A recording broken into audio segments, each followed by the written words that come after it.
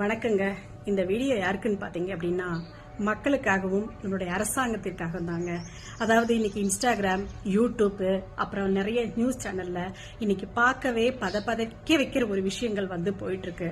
என்னன்னு தானே கேக்குறீங்க? ஆமாங்க, திருத்தணி ட்ரெயின்ல ஒரு வடநாட்டு மாநிலத்தினுடைய ஒரு இளைஞரை 4 சின்ன பசங்க, அதாவது 16 வயசு 17 வயசு பசங்க போட்டி என்னமோ பர்த்டே பார்ட்டி கொண்டாடுற மாதிரி அவனை வெட்டுறதுல அவ்வளோ என்ஜாய் பண்ணி ரீல்ஸ் எடுத்துக்கிட்டு, டே மச்சான் நான் ஒரு வெட்டுட்டுமா, டே கேமரா கரெக்டா கொண்டு வாடா, டே இங்க போக்கஸ் பண்ணுடா, டே நான் தலையை வெட்டுறேன்டா, டே நான் காலை வெட்டுறேன்டா அப்படின்னு அதை ரசிச்சு போதைக்கு அடிமையான அந்த பசங்க அவரை சின்ன பண்ணமா சீரழிச்சிருக்காங்க. அவர் கத்த ஒரு ஹியூமனா நம்மளால கேட்கவே முடியாதுங்க. அவருக்கு பாஷை புரியுதோ என்னன்னு கூட தெரியலங்க. அவரும் ரொம்ப சின்ன வயசாதான் இருக்கிறாரு. நான் தெரியாம தான் கேட்கிறேன், நம்ம நாட்டுல சட்டதிட்டங்கள் கரெக்டா இருக்கா? அரசாங்கம் என்ன பண்ணிக்கிட்டு இருக்கிறீங்க? இன்னைக்கு நிறைய நடிகர்களுக்கு பர்த்டே கொண்டாடுறதும், முப்பெரும் விழா பண்றதும், மாநாடு வைக்கிறதும், அதுவும் இதுவும் எல்லாம் பண்ணிக்கிட்டு எல்லாம் என்ன சொல்றது, நோம்பி எல்லாம் கொண்டாடிக்கிட்டு இருக்காங்க.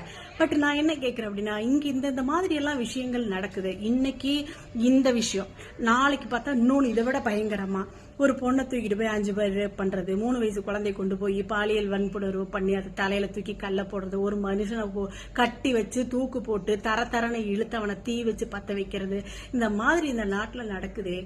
சட்டதிட்டங்கள் இன்னும் கடுமையாக இருக்கணுங்க. ஒரு ஆட்டை கூட கழுத்தை தான் அறுப்பாங்க.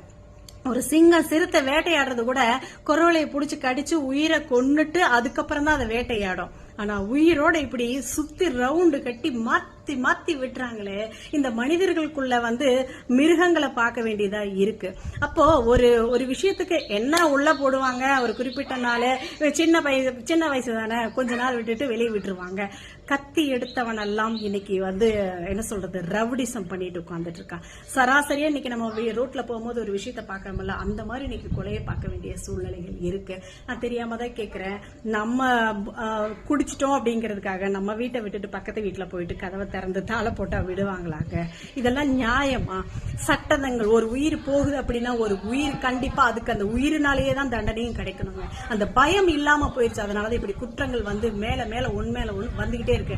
உள்ள போனா வெளியே வந்துடலாம், புரியுதுங்களா? அப்ப இந்த மாதிரி பண்ணிக்கிட்டு இருக்காங்க. சோ இதனால தயவு செய்து அந்த தம்பிக்கு ஒரு நியாயம் கிடைக்கணும். அந்த பசங்களுக்கு, இவனை வெட்டுறாங்க பாத்தீங்களா, அந்த பசங்களுக்கு கடுமையான தீர்ப்பு, இவங்களுக்கு கொடுக்கிற தீர்ப்பு இந்த கஞ்சா குடிபோதையில் இருக்கக்கூடியவங்களுக்கு ஒரு நல்ல ஒரு பாடமாக நம்ம அரசாங்கம் கண்டிப்பா பண்ணணும்.